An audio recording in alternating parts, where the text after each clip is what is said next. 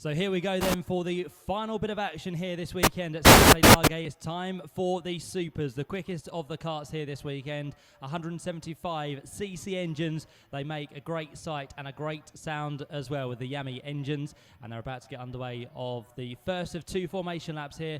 Very hot here at the circuit this weekend, and it's the hottest part of the day pretty much. So let's see how these drivers cope. They've got 20 laps of racing to look forward to, but who is going to come out as the best? They all sit there waiting patiently to get underway with the formation lap. It's going to be on the left of your screen, the pole man down towards the first corner on the inside run. That is going to be the first of the PDB Racing boys, that of Taylor Greenfield. Alongside him on the front row is going to be the teammate Victor Oberg, the Swede, who again has shown some really good pace this weekend, but can he do a sweeping move round the outside at turn one? We'll have to wait and see. If he doesn't there, he's surely going to be hot on the heels of Taylor Greenfield as much as possible. Back from them on row number two, you've got the Italian, who again has really shown some good form this weekend. Watch out for Giacomo Rossi. He starts there in 4-1-3, third on the grid. Behind that, the man who did all the winning yesterday. 3 heats we had, 3 wins for Rinus van Kamphout, and of course he finished 4th in that pre-final. But have there been a few slight changes to that car to get him back up towards the front of the field? We'll find out as he starts from row number 2 on the outside for the first time this weekend. Back on row 3 with NC Konstantin Scholl, teammate to Rinus for the Dams Racing outfit. Alongside him on row 3 is going to be Marnik Batran, the Belgian, in kart 419. Then to row 4 we see Giuseppe Pierotti, the man who again races for Italy. He'll be here at his home track looking for a good performance from 7th on the grid. And then it's going to be Eric Chapon on the outside of row number 4. And then back to the 5th and final row of this grid, we've got Bruno Ponte, the Portuguese racer, and Jeffrey Rouchet, who rounds out the grid in 10th position. As I head through then, across the line, down towards turn 1 once more. This is the second formation lap. There's one of them trying to catch up there, which is Bruno Ponte. He was a little bit slow off the grid, so he's now got to catch up, but it will mean that he's got plenty of time to warm the tyres if need be. Probably not today with the temperature being so high in the air and on the track as well, but Bruno Ponte has got time to catch up. As we can see the man towards the front there, that being Taylor Greenfield. He did a great race in the pre-final. He worked his way through. He held off the attentions of those behind, but can he do it for a second time running? They get an extra 5 laps compared to the pre-final. 20 laps to look forward to. They'll now start to get themselves into formation. There's Victor Oberg, and in fact someone else trying to work his way through there, which is Giacomo Rossi, who is a little bit further back. But they're all ready to go. 20 laps of racing, Chris, to look forward to. This is going to be another epic fight out front, but which way is it going to go? We're about to find out. It's probably hot out there now, but the ice cream man sold a few pounds worth today. It's absolutely roasting. It's getting hotter and hotter. So feel for these drivers in all that kit. It's exactly the opposite of what you want to be wearing in these conditions. But now they focus on the racing as our X30 Super Final gets underway. Taylor Greenfield, great start. Rinus van Kamphout has made a decent start up the inside. He's got himself across from 4th to 3rd ahead of Konstantin Scholl. So it's Greenfield that leads for PDB. Second place is teammate Victor Oberg, the Peruvian driver ahead of the Swedish driver. 3rd place from the Netherlands, it's Rinus van Kamphout for Dams Racing. Then I think it should be his teammate Konstantin Scholl from Austria, just behind him in the 220 car. Yes, it is. Then it looks like the Belgian driver Marnik Batran has made a reasonable start as well in 5th place. Look at this, nose to tail between the top 2. Victor Oberg thinking about it. They've worked so well together, these 2 teammates, this weekend. But now it's everyone for himself. Who's going to win the race out of these 2? And we can't rule out yet, can we? Rinus van Kamphout had a bit of a nightmare in the pre-final. We haven't had a chance to find out exactly why. But are we going to get a new leader? Victor Oberg shows his nose into turn 1. Taylor Greenfield is able to fend him off. You don't brake very much into turn 1. It's just a light dab of the brakes into the first corner, and then they slow it down for turns 2. And then they accelerate back through 3, 4 and 5 onto the back straight here. Taylor Greenfield leading. He was over the line exactly neck and neck with Victor Oberg. Rinus van Kamphout, though, Matt will be pleased with his start, already up to 3rd. Yeah, probably the first man to do that weekend, to get from 4th straight to the inside line and up into 3rd place. So an impressive start once again for Rinus, who is now starting to catch the top 2. 2 teammates out front, 1 and 2 for PDB Racing. 2 teammates in 3rd and 4th as well, hopefully working together for Dams Racing as well. So they are the top 4. Behind them is still the Belgian racer, which is Marnik Batran, and then 6th place from near enough the back of the grid once more, Bruno Ponte. So that's how the top 6 look at the end of this second lap. Onto lap 3 they head. Still the top 2, nothing to choose between Taylor Greenfield and Victor Oberg. And again, Victor Oberg trying his best to get through here, but the teammates will have to be very, very coy about this, not try anything too hard, not to hold them up, and not to make contact, which is the biggest thing amongst those two out front. But they work their way through. Rinus getting closer and closer now on the brakes. He is immense down at turn number 6, and already he's onto the back of those two through the hairpin at turn 7. So before too much longer, you can be assured that Rinus van Kamphout will try for a move, but where will it be? They work their way through the next of the hairpins, down towards the left-hander at turn number 10, and already you can see Victor Oberg starting to go defensive. He knows Rinus is there, he knows he's quick, he knows he's going to make a move before too much longer. So watch out for this as they come back through. The start of another lap is about to begin as the top 2 come through. Top 3, in fact, all together, as we know. Greenfield, Oberg and Rinus van Kamphout. Surely on this lap it'll be the first of the moves for Rinus to try and get through, but where is it going to come? Let's work this out as they turn their way through turns 3 and 4, and they're about to head onto the back straight once again.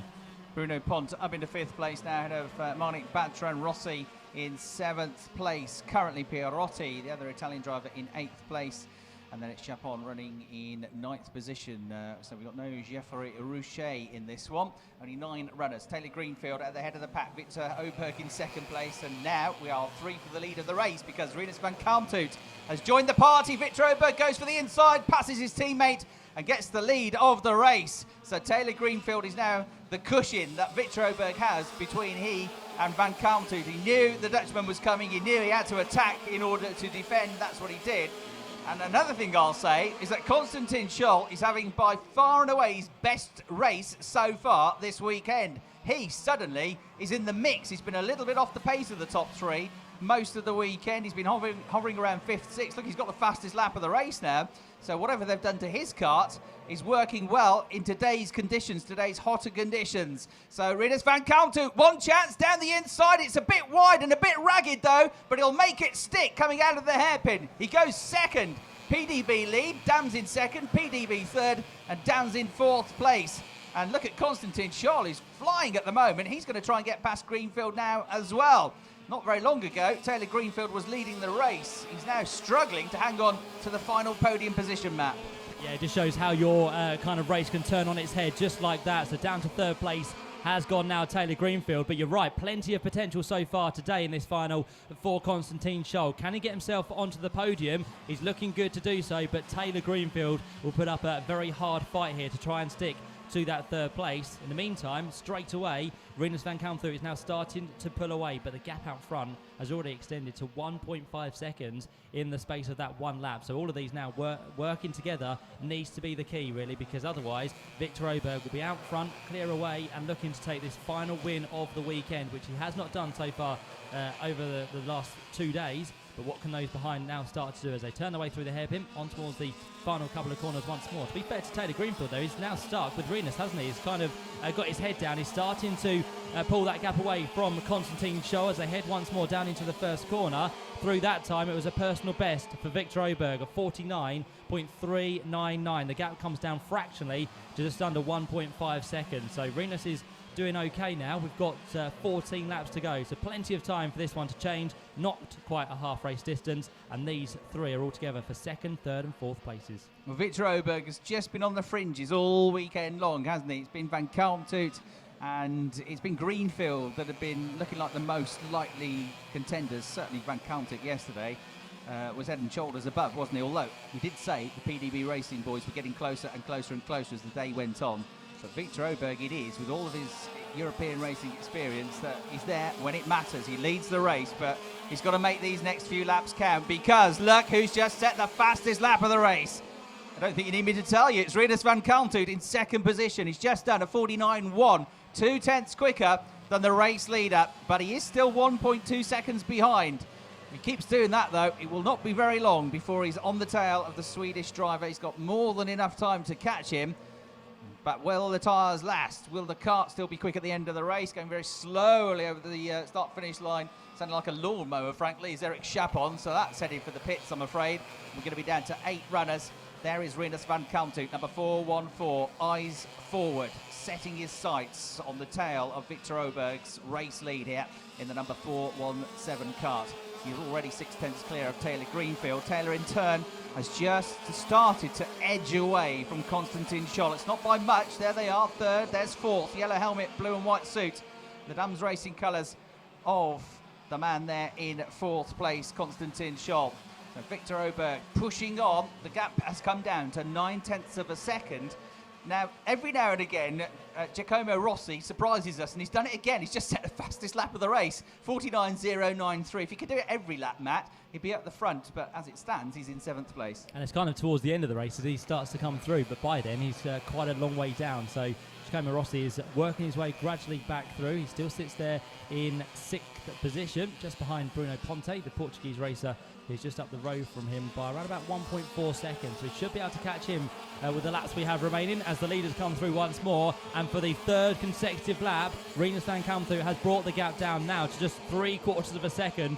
And once more, the quickest man on circuit was Rinus for a brief second. But again, Giacomo Rossi has gone through with a 48, is that? 48.995. That is impressive. Absolutely. 3/10 quicker than the race leaders. He's shown pace and he's had fastest laps all throughout the course of the weekend, but he hasn't been able to string a result together really on a very consistent basis. But Rossi, we want to watch in the second half of the race, charging through at this rate of knots. There is the gap from 1st to 2nd. It has now halved during the course of the last 3 laps. It's gone from 1.2 seconds down to 0.6 seconds. So Van Kamphout pushing on. In turn, Taylor Greenfield is now 7/10 of a second clear of the 4th place car of Constantine Scholl. He's still got Bruno Ponte in 5th position, and the flying Giacomo Rossi in 6th place, who's flying after the man in front. On that lap, Rossi was 8/10 quicker. Is that right? No, sorry. Ponte had a good lap. Oh, I am right. 8/10 quicker. Rossi had to double look at that because nobody's ever 8/10 of a second quicker than somebody else in a race, not when they're together on the track. But Rossi was 8/10 quicker than Bruno Ponte, so we're going to have a change for 5th place anytime soon, aren't we? With the 411 cars being caught by the 413 machine. There they are. Have they changed already or not? The answer is not. But now, yes, down the inside goes the Italian. Rossi getting to place. And, well, there was only one outcome to that, wasn't there? When you get 8/10 of a second quicker, you're going to be coming through come what may. He's up to 5th place. He's flying. What can he do now? And that Constantine Scholl is 2.5 seconds up the road in 4th. It's super quick there. I think a few people will be asking a few tips after this race on how he does that, because he is immensely quick on circuit at the minute. So Giacomo Rossi now into 5th place, but can he catch Constantine Scholl, who's quite a way up the road at the minute? So we'll keep an eye on that one for you. We're now over half race distance. We've got 9 laps to go for the leaders, which of course the leader is still Victor Oberg, but again the gap comes down. It's just half a second at the line, already down to 4/10 through the first sector, and here they come, nose to tail almost now. He's tried his hardest as Rinus to get onto the back, and he's almost there. He's done some really good laps. Victor Oberg will now start to be getting a little bit worried about the man who's coming onto his tail, because he's been the winner all weekend pretty much long. Not earlier on, it was Victor's teammate Taylor Greenfield who took the win, but this time round Rinus is back on the attack down towards the first corner. It's again down to 4/10 of a second, slightly quicker there by 1/10 of a second was Rinus van Kamphout. So now he's pretty much with the man in the lead of the race. Still 3rd place on his own is Taylor Greenfield, the teammate to Victor Oberg, and 4th place Rinus' teammate, which is Constantine Scholl, all turn their way onto the back straight once more. Giacomo Rossi has just eaten in slightly to the gap between 4th and 5th, but as of yet he's not with Constantine Scholl, so we'll keep an eye on that one as we said. But this battle is getting very nicely now in towards our view, the 1st and 2nd place fight. Can Rinus go back to winning ways here in the final? He's looking good for it, but as we said, Chris, one thing to catch, completely different thing to pass, but Rinus is the man to do it. Yeah, Victor Oberg needs to make that kart as wide as possible now for the remaining laps of the race. He needs to stick on his racing line, and he cannot afford to leave any gaps into any corners. But equally, he cannot over-defend. You get too tight into the corners, it messes your line up, messes your exit from the corner up. So has to compromise, but he knows all this. He's been around long enough. He's a very competitive driver, Victor Oberg. But for sure, he's going to come under attack. For sure, he's going to have to defend this race. Rossi still flying out there. He's got the gap from 5th to 4th, from 2.7 seconds down to 1.9 in the last couple of laps. So the last 2 laps of the race, it's going to be pretty tight for 4th position. Rossi with the mountain to climb, but he's scaling it very quickly at this stage of the race, the Italian. Here, though, are our 2 leaders. 0.3 of a second is all that separates Rinus van Kamphout from a victory. 6 laps is all that separates Victor Oberg from a race victory. In the distance, Taylor Greenfield is looking pretty solid for 3rd place, but I don't think he's going to be in a position to catch these 2 unless, ... there's a big drama just ahead. So working their way through that S section at turns 3, 4 and 5, they go onto the back straight. On that lap, the race leader was caught fractionally, still just about 0.3 of a second but the gap is mighty close, and it closes up again, doesn't it, through this section, through the hairpins, under braking. Matt, I think the Dutchman is a little bit quicker. Yeah, looks to be that way. So Rinus now is a little bit closer to Victor Oberg. He probably needs to find another tenth of a second. If he can do that, he'll be within the toe down the back straight, and that's when your moves start to appear. If you get a good run through turn 6, you then have the move possibly to be made at turn number 7. So let's see if Rinus can bring it down anymore. It's still 0.4 of a second as they cross the line for another time. We've now just got 5 laps to go. We have reached three-quarter race distance within this X30 final. There goes Taylor Greenfield in 3rd, and 4th place is still Constantine Scholl, being chased hard here by Giacomo Rossi, who's brought the gap down once more to 1.2 seconds. Surely he'll be able to get there before the end if he can continue with his pace. This is looking very good for Giacomo Rossi, and that's proven on the screen. Best lap of the race now, 48.979. So just a couple of laps where he cooled his tyres down, back up to speed, back into the books as the quickest man within this race. So Giacomo Rossi is definitely one to watch out for, and already on this lap he's down to less than a second off the back of Constantine Scholl. So very impressive from the Italian. Knows this circuit well and racing very hard so far this weekend. First and second come through once more. 4 laps now to go. The gap comes down, does it? In fact, it steadies that time through. Victor Oberg slightly quicker than Rinus van Kampeet. I think Rossi might have half an idea on a podium here. If it was a 25-lap race, he might just do it as well, but he won't be able to catch Taylor Greenfield. He's flying after him, though.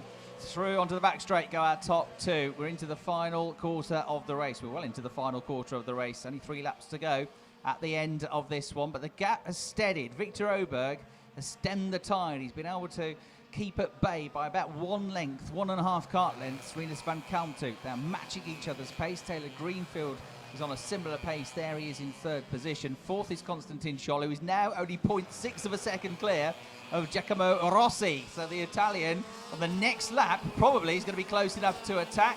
There go the top 3. Here is the battle for 4th place. Not quite nose to tail, but not far off it as they go across the start-finish line. 0.4 seconds. Number 420, Constantine Scholl, is going to come under attack very, very soon from number 413, Giacomo Rossi. Through the left-hander at turn 4, through the right at turn 5, onto the back straight.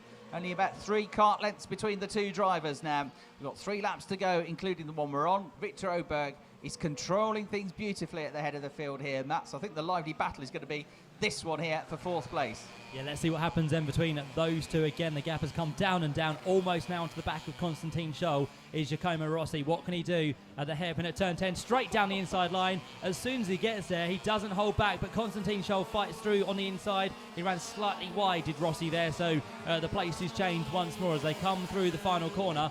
4th and 5th, still nose to tail, changing briefly on that previous lap. But again, Giacomo Rossi is very, very quick at the minute. He's trying to outsmart Constantine Scholl as much as possible. We know that Constantine is a very wily racer as well. He's been around in karts for quite a few years, so Constantine will know what he's doing. And again now, just try and bed himself back in and pull away from Giacomo Rossi as much as possible, but still a cracking fight for 4th and 5th. Does he try again at turn 7? He thinks about it. He gets ever closer on the brakes there as they turn through the hairpin. Little look over the shoulder from Constantine, and now he starts to go defensive once more. He knows Giacomo is quick. He'll try and go for the inside line in towards the next corner. Unluckily for him, it's the outside, but very quickly tossed back to the inside line. This is great kart racing from these two for 4th and 5th places. Where will the next chance come? Probably at the hairpins. That's where Giacomo seems to be quick, Chris. Absolutely right. So it's the first time he's come out against a real stiff challenge on this charge through the field. Constantine did very well to get that place back on the way out of the corner a lap or so ago. We're on to the final lap of the race. Half a second is the difference between Victor Oberg and Rinus van Kampeet. That gap has stayed similar for a couple of laps now, and Victor is looking good. Taylor Greenfield 3rd. This on screen is the battle for 4th place. And Constantine Scholl is just far enough ahead, I think, not to come under too much pressure into the hairpin at turn 7. There, though, are our race leaders. The gap has come down on this lap of fancy by a tenth, maybe 0.2 of a second. But Victor Oberg is just got to cruise through the last couple of corners now. He is going to be the driver that takes the checkered flag, that wins the X30 Supers here in Italy. Victor Oberg celebrates. He wins the race. Rinus van Kampeet in 2nd place. Taylor Greenfield completes the podium. Constantine Scholl just hangs on to 4th place. Giacomo Rossi with a sterling drive. 5th place in the end, but so quick in that race with the fastest lap after fastest lap after fastest lap. Monique Batrin comes home in 6th position. 7th place to Giuseppe Pierotti, and then in 8th place, Bruno Ponte. There was a non-finish, I'm afraid, with a mechanical problem for Eric Chapon, and there was a non-start for Geoffrey Rouchet. So that is that in terms of the Supers. It was Rinus van Kampthout dominating on Friday, dominating on Saturday, and on Sunday, when the trophies are handed out, it is Victor Oberg that does enough to win the race by just under half a second for PDB Racing. For Dams Racing, it's Rinus van Kampthout second. Taylor Greenfield for PDB comes home third. Konstantin Scholl for Dams Racing in fourth place. Giacomo Rossi and Marnik Batrin rounding out the top 6 finishers here. And there you can see the race winner, Victor Oberg, making his way back into the pits. We'll see him on the podium later on as the winner of the X30s here in Italy.